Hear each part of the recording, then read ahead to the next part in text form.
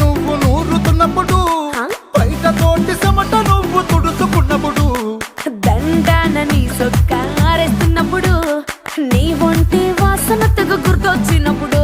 రెండు చేతులెత్తి జుట్టు ముడిసినప్పుడు, జండు కత్తుకొని పడుకున్నప్పుడు, అలసిపోయి నువ్వు ఆవలించినప్పుడు, వచ్చుండై ఫీలింగ్స్ వచ్చి వచ్చి చంపేస్తు